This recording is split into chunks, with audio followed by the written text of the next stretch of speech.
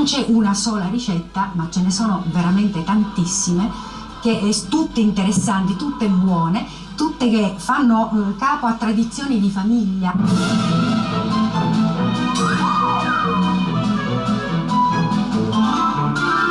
Presentiamo l'aglassato, una ricetta tipica, tipicissima siciliana.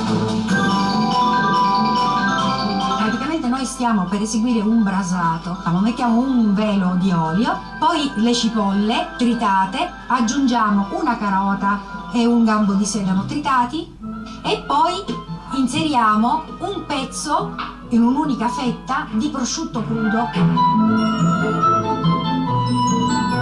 Aggiungiamo una foglia di alloro, la stecca di cannella, poggiamo il tenero, lo chiamano in maniera dialettale qua in Sicilia, comunque identifica la parte della coscia.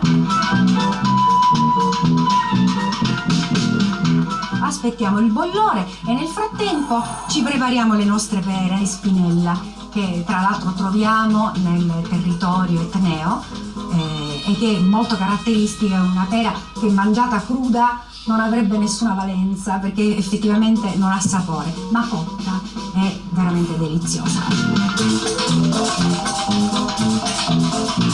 Sì, vengono pelate, poi le separiamo, le tagliamo in due, eliminiamo il torsolo e al bollore in pentola le aggiungeremo al nostro pezzo di carne. Una volta aggiunte le pere, abbassiamo il fuoco, incoperchiamo e lo facciamo andare per un'ora e mezzo o due.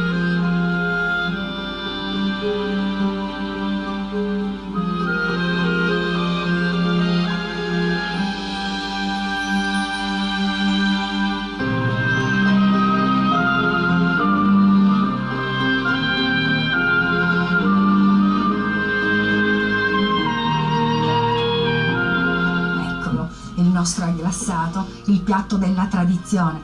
È un piatto comunque nobile, è un piatto importante e io ho scelto tra l'altro di presentarlo nella veste più tradizionale, in maniera nostalgica ho tirato fuori la tovaglia della nonna,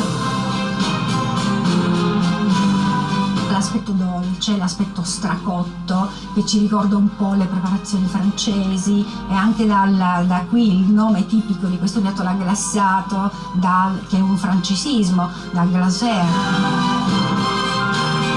È uno stracotto in realtà, ma è una stracotta alla siciliana, eccezionale secondo me.